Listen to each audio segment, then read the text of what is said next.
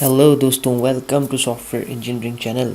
आज का हमारा टॉपिक है software testing methods in software engineering. ये मैथ्स क्या चीज़ होते हैं, पहले तो आपको ये जानने की ज़रूरत है। तो उसके बारे में मैं आपको बताता चलूँ कि जो मैथ्स होते हैं वो ऐसी चीज़ होती है, कोई ऐसे वाक़ये या कोई ऐसी कहानियाँ या फिर कोई ऐसी स्टेटमेंट्स को हम मैथ्स कहते हैं जो कि हमारी सोसाइटी में फ़ेमस हो चुकी होती हैं किसी भी चीज़ के बारे के अंदर, लेकिन उनकी हकीकत नहीं होती कोई। आपने अपनी सोसाइटी के अंदर, जिस सोसाइटी में भी आप रहते हैं, आपने वहाँ पर बहुत सारी ऐसी स्टोरी सुनी होंगी कि ऐसा हुआ था, ऐसा हुआ था, फिर यहाँ पर ये हो गया था, वो हो गया था। मतलब मुख्तलिफ़ किस्म की एक स्टोरीज़ बनी हुई होती हैं और वो स्टोरीज़ इतनी फ़ेमस हो चुकी होती हैं या फिर वो स्टेटमेंट्स इतनी फ़ेमस हो चुकी होती हैं कि लोग उस पर आंखें बंद करके यकीन करने लग जाते हैं और बहुत ज़्यादा यकीन करने लग जाते हैं और इस हद तक यकीन करने लगते हैं कि वो उनको सच लगती हैं, वो उसी को मानते हैं कि हाँ ऐसा होता है, लेकिन एक्चुअली उनकी हकीकत कुछ नहीं होती। तो सॉफ्टवेयर टेस्टिंग एक बड़ी वाइड किस्म की फील्ड है सॉफ्टवेयर इंजीनियरिंग के अंदर, और सॉफ्टवेयर टेस्टिंग के बारे में कुछ मैथ्स हैं जो कि फ़ेमस हो चुके हैं, कुछ स्टेटमेंट्स हैं, कुछ बातें हैं जो कि सॉफ्टवेयर टेस्टिंग के बारे में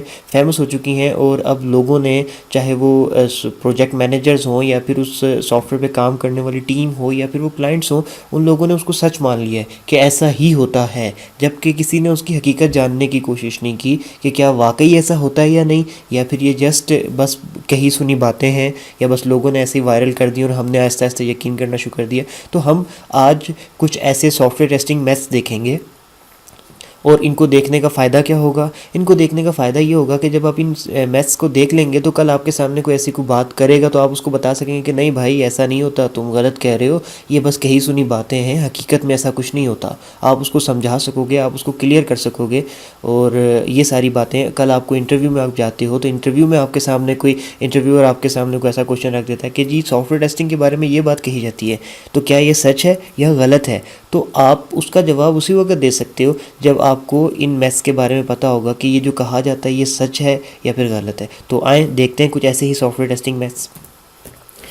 मैथ्स वन क्या है? Are tested software is bug free. अच्छा, लोगों के बारे में ये कहा जाता है कि सॉफ्टवेयर के बारे में ये कहा जाता है कि जो सॉफ्टवेयर किसी टेस्टर ने टेस्ट कर लिया ना, अब वो बग फ्री है, अब उसको आराम से यूज़ करो। तो क्या ये सच है या नहीं है?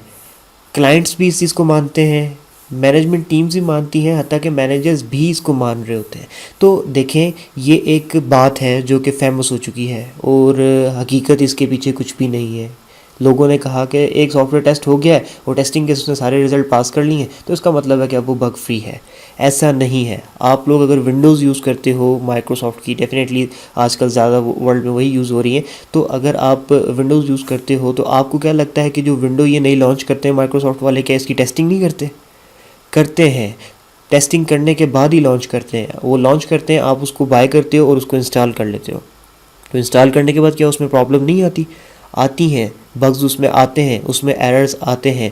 तो अब आप क्या इस चीज़ को क्लेम करने बैठ जाओगे कि जी आपने कहा था कि टेस्टेड सॉफ्टवेयर है तो ये बग फ्री है, तो ये तो बग फ्री नहीं है। कोई ऐसा क्लेम नहीं करता। ये बात हमेशा याद रखें। आपने बीइंग अ टेस्टर भी अगर एक सॉफ्टवेयर को टेस्ट कर लिया है तो आप कभी भी इस चीज़ को क्लेम ना करें कि ये टेस्टेड सॉफ्टवेयर और ये बग फ्री सॉफ्टवेयर है। दुनिया का कोई भी सॉफ्टवेयर 100% बग फ्री नहीं हो सकता। विंडोज़ एक्सपी भी जब ऑफिशियली रिटायर होने वाली थी तो उससे कुछ अर्सा पहले तक भी उसके अंदर जो है बग्स फिक्स करने के लिए और उसको इम्प्रूव करने के लिए अपडेट्स आ रही थी। सॉफ्टवेयर बग फ्री नहीं हुआ करते कभी भी। तो ये एक बस कही सुनी बात है जो लोगों ने ऐसे ही उठा के वायरल कर दी कि एक सॉफ्टवेयर जो टेस्ट हो जाए वो बग फ्री होता है। बग फ्री सॉफ्टवेयर कभी कुछ नहीं हो सकता। कुछ हद तक टेस्ट होने से इम्प्रूव ज़रूर हो जाता है, लेकिन कभी भी सॉफ्टवेयर बग फ्री नहीं होता।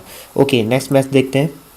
Testers are responsible for quality of product. अच्छा, ये बात बड़ी फेमस है कि एक पूरी टीम ने, software engineers, programmers, designers, architect, engineer, सब ने मिल के एक आपका सॉफ्टवेयर तैयार कर दिया। अब वो सॉफ्टवेयर तैयार होकर सॉफ्टवेयर की टेस्टिंग लैब में चला गया। ठीक है, अब उसकी टेस्टिंग हो रही है। टेस्टिंग होकर जब वो बाहर निकला तो अब जब वो प्रैक्टिकल इन्वायरमेंट में उसको डिप्लॉय किया जाता है तो लोग कहते हैं कि ये सॉफ्टवेयर टेस्टेड है, अब ये टेस्ट होकर आया है तो अब ये बग फ्री है। अब उसको यूज़ करना शुरू कर देते हैं। लेकिन क्योंकि हमने मैथ्स में देखा है कि कभी भी कोई सॉफ्टवेयर बग फ्री नहीं होता, उसमें कहीं ना कहीं कोई ना कोई सॉफ्टवेयर रहता, बग रहता है। ये एक गलत कही हुई बात है, ये एक गलत फेमस हुई हुई बात है कि टेस्टेड सॉफ्टवेयर बग फ्री हो जाता है। तो जब वो सॉफ्टवेयर टेस्ट करते हैं और जब यूज़ करना शुरू करते हैं तो उसके अंदर कोई बग आता है तो उस इसको उस बग का ज़िम्मेदार किसको ठहराया जाता है? टेस्टर को, जिसने उस सॉफ्टवेयर को टेस्ट किया था। तो ये एक गलत तरीका है। ये जो हमारे सोसाइटी के अंदर या फिर हमारी आईटी इंडस्ट्री के अंदर एक स्टेटमेंट जो है फेमस हो गई है या फिर हमारे सबके माइंड्स में बैठ गई है कि एक सॉफ्टवेयर है, अगर उसको टेस्ट करके हमने उसको डिप्लॉय किया और अभी दोबारा प्रॉब्लम आ गया तो उस प्रॉब्लम का ज़िम्मेदार टेस्टर है। भाई क्यों ज़िम्मेदार टेस्टर है? टेस्टर ने कुछ दिन के लिए उसको खाली चेक किया है, उससे पीछे इतनी बड़ी टीम जिसने उसको डेवलप किया कि उसकी कोई रिस्पॉन्सिबिलिटी नहीं थी कि वो अच्छा सॉफ्टवेयर बनाए। टेस्टिंग 100% तो कभी भी हो ही नहीं सकती। ये चीज़ भी आपको एक नेक्स्ट मैथ में अभी जाके पता चलेगी। तो ये बात याद रखें कि कभी भी ऐसा नहीं होता कि एक सॉफ्टवेयर जो किसी टीम ने बनाया फिर उसको टेस्टर ने टेस्ट किया और फिर जब वो जाके प्रैक्टिकल इन्वायरमेंट में क्लाइंट के पास रन होना शुरू हुआ और एरर आ गया तो उसका सारा का सारा ब्लेम, उसकी सारी रिस्पॉन्सिबिलिटी हम एक टेस्टर के सर पे डाल दें कि जी ये टेस्टर है, इसने टेस्ट किया था तो अगर ये एरर आ गया तो रिस्पॉन्सिबिलिटी इसकी है, इसने इसकी वजह से है। देखें, एरर रिस्पॉन्सिबिलिटी टेस्टर की नहीं होती, error responsibility designer, software engineers या प्रोग्रामर्स की होती है, जिनकी वजह से, जिनकी बैड प्रोग्रामिंग अप्रोच, जिनके बैड डिज़ाइन अप्रोच की वजह से उसके अंदर एरर आया होता है। तो आप उसको टेस्टर को कैसे ब्लेम कर सकते हैं? अब आपके माइंड में ज़रूर ये सवाल आ रहा होगा कि टेस्टर को कैसे ब्लेम कर सकते हैं, क्योंकि टेस्टर ने तो रिस्पॉन्सिबिलिटी उठाई थी कि हम इस सॉफ्टवेयर को जो है टेस्ट करेंगे और फिर आपको बताएंगे। तो अगर इसमें सॉफ्टवेयर में एरर था भी तो सॉफ्टवेयर ने हमें क्यों नहीं बताया, टेस्टर ने क्यों नहीं बताया? तो आपकी ये इस सवाल का जवाब आपके मैथ 1 में हम दे चुके हैं कि कोई भी सॉफ्टवेयर टेस्टेड होने के बावजूद 100% बग फ्री नहीं होता। तो जब ये आपका मैथ क्लियर होगा तो आपके जहन में ये सवाल ही नहीं उठेगा, क्योंकि ज़ाहिर सी बात है कि आप जब एक सॉफ्टवेयर टेस्ट कर रहे हो तो आप एक सॉफ्टवेयर को कुछ हद तक तो टेस्ट कर सकते हो, उसको कम्प्लीटली, उसकी ईच एंड एवरी ब्रांच, उसकी each and every line of code को टेस्ट नहीं कर सकते सॉफ्टवेयर रेडी हो जाने के बाद।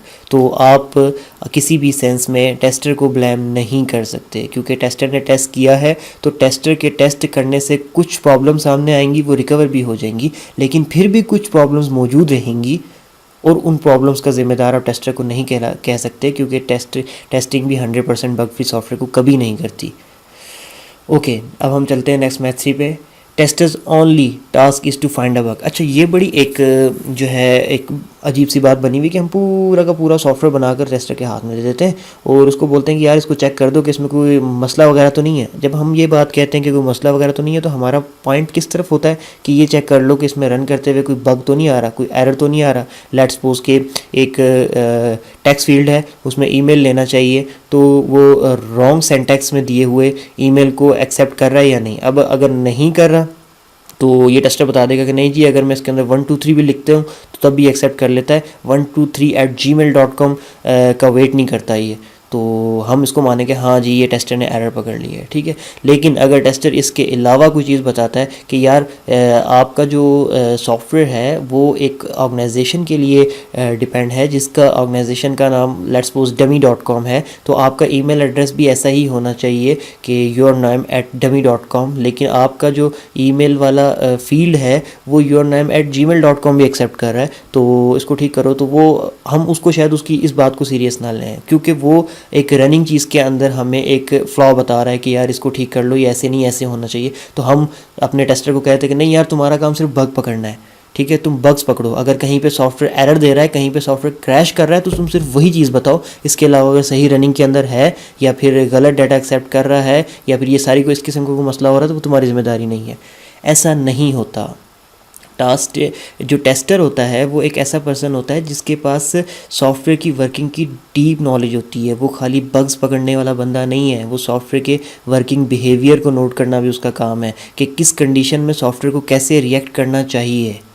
अगर वो वैसे रिएक्ट नहीं कर रहा तो टेस्टर का ये काम बनता है कि वो भी रिपोर्ट करे। समटाइम टेस्टर भी इस मैथ का फ़ायदा उठाते हैं, वो कहते हैं कि नहीं जी एरर कुछ नहीं आ रहा, हमारी रैंडम इनपुट्स पे, हमारी रैंडम टेस्टिंग स्क्रिप्ट के ऊपर एरर नहीं आ रहा, सॉफ्टवेयर क्रैश नहीं हो रहा, दैट्स इट। हमारी ये रिस्पॉन्सिबिलिटी थी। हमारा ये काम थोड़ी है कि हम इंटरफेस के बटन चेक करते रहें या फिर हम सॉफ्टवेयर के बिहेवियर देखते रहें कि 1 लिख के प्रेस किया तो 1 लिखा गया या नहीं, या 2 लिख के प्रेस किया तो क्या आया।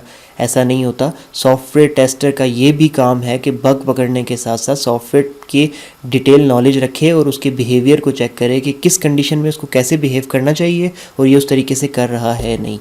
ये मैथ्स हैं, ये कंफ्यूजिंग किस्म की थिंग्स हैं, वो बातें हैं जिनको हमने फेमस कर दिया है और इनका कोई वजूद नहीं है। आज शायद मैं आपको ये बता रहा हूँ तो आप मेरे इन बताने वाले मैथ्स और उनकी एक्चुअल हकीकतों को जो मैं आपके सामने डिफ़ाइन कर रहा हूँ, तो शायद आप इसको सुन के भी यही सोच रहे होंगे कि यार ये क्या बोल रहा है, ऐसे नहीं होता, ये अजीब फजूल बातें कर रहा है। अगर आपके माइंड में ये बात वाकई आ रही है तो ये आपके माइंड में इसलिए आ रही है क्योंकि ये जो मैथ्स हैं ये आपकी जहन में कहीं बहुत डीप डाउन अपनी ब्रांचेस बना चुके हैं, अपनी शाखें फैला चुके हैं। अब इनसे निकलना आपके लिए मुश्किल है, तो इनको डिफ़ाइन करने का यही मकसद है कि आप इनसे थोड़ा सा हटें, इनसे अलग होकर सोचें। इस तरीके से सोचें कि ये मैथ्स हैं, ये वो स्टेटमेंट्स हैं जो कि बिला वजह हमारी सोसाइटी के अंदर फजूल में फेमस हो गई हैं, इनकी हकीकत कुछ नहीं है। तो नेक्स्ट चलते हैं math 4, complete testing is possible. ये देखें, ये आपका जो मैथ है ये आपके मैथ 1 और मैथ 2 दोनों से लिंक होता है। हम ये सोचते हैं कि एक सॉफ्टवेयर है तो ये पॉसिबल है कि हम उसको कम्प्लीटली 100% टेस्ट कर दें। देखें, एक बात याद रखें कि कोई भी सॉफ्टवेयर कंप्लीट टेस्टिंग उसकी नहीं हो सकती, 100% उसका टेस्ट नहीं हो सकता। बहुत से ऐसे बिहेवियर हैं सॉफ्टवेयर के जो उसी वक्त सामने आते हैं जब वो प्रैक्टिकली वर्किंग इन्वायरमेंट में जाके काम करना शुरू करते हैं, क्लाइंट के पीसी पे जाके डिप्लॉय होते हैं, तभी सामने आते हैं काफ़ी सारे एरर्स। ये बात आप हमेशा याद रखें। तो कंप्लीट टेस्टिंग किसी भी सूरत पॉसिबल नहीं है। अगर कोई टेस्टर भी आपको ये कहता है कि जी हमने सॉफ्टवेयर को कंप्लीट टेस्ट कर दिया, तो ये बात याद रखें कि वो आपसे बस एक मुहावरतन या फिर एक वैसे एक जुमला बोल रहा है, आपके सामने एक सेंटेंस पास कर रहा है कि जी हमने कंप्लीट टेस्ट कर लिया सॉफ्टवेयर को। सॉफ्टवेयर कभी भी कंप्लीट टेस्ट नहीं हुआ करते। सॉफ्टवेयर की कंप्लीट टेस्टिंग जो है वो होती है एक्चुअली इन्वायरमेंट में डिप्लॉय होने के बाद। याहू मैसेंजर, जो पुराने इंटरनेट यूज़ करने वाले लोग थे, याहू मैसेंजर को जानते होंगे। याहू मैसेंजर का कितने अरसे तक बीटा वर्जन ही चलता रहा। बीटा वर्जन वो होता है जो कि आपके कस्टमर्स की टेस्टिंग के अंडर होता है। तो इस तरीके से सॉफ्टवेयर कभी भी कंप्लीट टेस्टिंग उसकी पॉसिबल नहीं है। और जब कंप्लीट टेस्टिंग पॉसिबल नहीं है तो यही वजह है जिसकी वजह से मैथ 1 भी आपका प्रूफ हो जाता है कि 100% टेस्टिंग से 100% सॉफ्टवेयर बग फ्री नहीं होते। और यही वो मैथ 4 है जिसकी वजह से आपका मैथ 2 भी जो है प्रूफ हो जाता है कि टेस्टर ही रिस्पॉन्सिबल नहीं होता आपके सॉफ्टवेयर में आने वाले एरर के लिए, क्योंकि वो टेस्टिंग कर रहा है लेकिन कंप्लीट टेस्टिंग तो पॉसिबल ही नहीं है। जब कंप्लीट टेस्टिंग पॉसिबल नहीं है तो आपका डेफिनेटली 100% सॉफ्टवेयर जो है बग फ्री नहीं होगा। और जब कंप्लीट टेस्टिंग नहीं होगी तो डेफिनेटली एरर आएंगे। अब ये मतलब तो नहीं है कि एरर आने वाले एरर के लिए आप टेस्टर को ब्लेम कर दो, क्योंकि उसके लिए तो पॉसिबल ही नहीं था कि वो कंप्लीट टेस्टिंग करे। तो फिर वो जिम्मेदार कैसे हुआ आपके एरर्स का? एरर्स का जिम्मेदार हमेशा डेवलपर्स होते हैं, सॉफ्टवेयर इंजीनियर्स होते हैं, उस सॉफ्टवेयर के डिज़ाइनर्स होते हैं, या फिर उस सॉफ्टवेयर के at the end requirement engineers होते हैं जिन्होंने रिक्वायरमेंट को सही तरीके से डील नहीं किया होता। तो इस मैथ 4 की वजह से आपको 1 और 2 भी क्लियर हो गया होगा, 3 तो खैर था ही एक क्लियर। मैथ 5 पे आते हैं, टेस्टिंग इज़ टू एक्सपेंसिव। अच्छा, ये एक बड़ी अजीब सी बात फेमस है कि छोड़ो यार, सॉफ्टवेयर बन गया, यूज़ करते हैं, जो कोई प्रॉब्लम आएगी तो उनको बता देंगे, वो उसको डील करते रहेंगे। और सॉफ्टवेयर इंजीनियर्स बाकी टेस्टिंग नहीं करवा रहे, टेस्टिंग की अलग से फ़ीस देनी पड़ेगी, टेस्टर्स इतने महंगे हैं और बहुत महंगी पड़ती है टेस्टिंग। ये बात याद रखें, टेस्टिंग एक्सपेंसिव नहीं होती। टेस्टिंग के अंदर जो आप फॉल्ट पकड़ लेते हो उसको वापस सही करने का खर्चा होता है, वो आपको महंगा पड़ता है। लेकिन वो भी इतना महंगा नहीं पड़ता जितना आपको सॉफ्टवेयर डिप्लॉय एक ऑर्गेनाइजेशन में कर लेने के बाद, वहाँ फॉल्ट सामने आने के बाद उसको ठीक करना जितना महंगा पड़ता है ना, उससे आपको ये चीज़ बहुत कम पड़ती है कि आप टेस्टिंग में से फॉल्ट को पकड़ के सही कर लो। आपने सॉफ्टवेयर को प्रैक्टिकल इन्वायरमेंट में डिप्लॉय करने से पहले चेक किया और एक एरर सामने आ गया, और जब वो एरर सामने आया तो आपने उसको क्या किया कि आपने उसकी करेक्शन कर ली। आपका लेट्स सपोज 10,000 रुपीज़ आपका इस पर खर्चा आया, ठीक हो गया। लेकिन आपने इस टेस्टिंग को अवॉइड कर दिया था क्योंकि आपको लग रहा था कि टेस्टिंग बहुत ज़्यादा महंगी पड़ती है। आपने सॉफ्टवेयर को जाके ऑर्गेनाइजेशन में क्लाइंट के पीसी पे डिप्लॉय कर दिया, इंस्टॉल कर दिया। अब वो वहाँ पे चल रहा था, क्लाइंट के पास उसका अच्छा खासा बिजनेस रन होना शुरू हो गया था। अचानक से बीच में क्या हुआ कि सॉफ्टवेयर में फेलियर आ गया। अब क्या होगा कि उसको टीम पूरी स्पेशली वहाँ पर जाएगी, सॉफ्टवेयर को रिमूव करेगी, उसके बग्स निकालेगी, उसकी चेकिंग करेगी, मतलब हर किस्म का काम करेगी। इस दौरान क्योंकि उसका ऑर्गेनाइजेशन का जो बिज़नेस था वो कि डिपेंड हो चुका था सॉफ्टवेयर पे, बिज़नेस का भी लॉस अलग हो रहा है और मेंटेनेंस की कॉस्ट भी अलग पड़ रही है, और जो टीम्स को आपको मतलब डील करना पड़ रहा है वो कॉस्ट अलग पड़ रही। तो मतलब जो काम 10,000 में आप टेस्टिंग में कॉस्ट पकड़ के कर लेते हो, जो आपको महंगा लग रहा होता है, वो बाद में अगर आप सॉफ्टवेयर डिप्लॉय करने के बाद करोगे तो वो आपको 20 to 30,000 पड़ेगा। लेकिन लोग उस लेवल पर जाके सोचते नहीं हैं और ये बोल देते हैं कि यार testing is too expensive. Testing expensive नहीं होती। टेस्टिंग में पकड़े जाने वाले फॉल्ट एक्सपेंसिव होते हैं, लेकिन वो भी इतने एक्सपेंसिव नहीं होते जितने आपको बाद में उनको रिपेयर करवाना एक्सपेंसिव पड़ता है। तो ये एक गलत अप्रोच, एक सोच है, इसको हमें चेंज करने की ज़रूरत है। मैथ नंबर 6 क्या होता है? Testing is time consuming. बात फिर वही आ जाती है जैसे कि मैथ नंबर 5 में बताया कि टेस्टिंग टाइम कंज्यूमिंग नहीं होती। टेस्टिंग में अगर आपने कोई फॉल्ट पकड़ लिया है तो उसको ठीक करना आपके लिए टाइम कंज्यूमिंग होगा, लेकिन वो भी इतना टाइम नहीं लेगा जितना कि आपको एक प्रैक्टिकल ऑर्गेनाइजेशन में उस सॉफ्टवेयर को डिप्लॉय करके तो फिर बाद में फॉल्ट आने पे जितना आपको टाइम लगेगा ना उसको ठीक करने में, इतना टाइम आपको यहाँ नहीं लगेगा, क्योंकि उस वक्त उस ऑर्गेनाइजेशन के रिकॉर्ड्स भी आपको सेव करने होंगे, उनको भी बैकअप करना होगा, उनको भी सिक्योर करना होगा। कि आपको ये डर भी होगा कि आप यार कहीं से ऐसा ना हो कि डाटा लॉस हो जाए, फिर हमारे लिए मसला हो जाएगा। बहुत से इशू होते हैं माइंड में जिसकी वजह से आप ओपनली काम नहीं कर पाते और फिर वहाँ पे आपका टाइम ज़्यादा वेस्ट होता है। एक सॉफ्टवेयर अभी डिप्लॉय नहीं हुआ है, ऑर्गेनाइजेशन में आपके हाथ में है, तो वहाँ पर टेस्टिंग कर लो। टेस्टिंग करके वहाँ पर फॉल्ट दूर करने में अगर 10 मिनट लग रहे हैं तो वही अगर फॉल्ट बाद में डिप्लॉय होने के बाद आया तो शायद उसको सही करने में आधा घंटा या 1 घंटा लग जाए। तो ये टाइम कंज्यूमिंग नहीं होता। ये कुछ मैथ्स हैं, इस तरीके के और भी बहुत मैथ्स हैं बने हुए हैं, लेकिन ये कुछ फेमस मैथ्स हैं जो कि हमारी सोसाइटी में इतने ज़्यादा जो है आ चुके हैं, जिनको हम आंखें बंद करके मान लेते हैं कि हाँ जी टेस्टिंग में टाइम लगता है। जी बिल्कुल, इसमें तो कोई दूसरी राय है ही नहीं कि टेस्टिंग बहुत महंगी होती है। और जी बिल्कुल, अगर टेस्टिंग कर ली है तो टेस्टिंग के रिज़ल्ट अगर क्लियर है तो उसका मतलब सॉफ्टवेयर हमारा 100% परफेक्ट है। ये वो बातें हैं जिनको हम आंखें बंद करके मान लेते हैं, जिन पे हम अंधा एतमाद करते हैं, लेकिन ये गलत बातें हैं जो कि हमारी सोसाइटी में फ़ेमस हो चुकी हैं, आईटी इंडस्ट्री में फ़ेमस हो चुकी हैं। तो हमें ज़रूरत है कि हम इन बातों को समझें। इसलिए मैंने आज का ये लेक्चर अपने मैथ्स पे दिया है। 6 मैथ्स जो मोस्ट कॉमन हैं, जो मोस्ट फेमस हैं, वो मैंने आपके सामने डिफ़ाइन कर दिए हैं। कोशिश करें कि आप अपने तौर पे भी इस तरीके के बाकी मैथ्स ढूंढें जो कि हमारी सोसाइटी में फ़ेमस हो चुके हैं। और अगर आपको मिलते हैं तो हमें भी इन्फॉर्म करें इसी वीडियो के कमेंट सेक्शन में, और अपने बाकी फ्रेंड्स एंड फेलोज़ जो कि इन वीडियोज़ को देख रहे हैं उनको भी बताएँ। Thank you very much.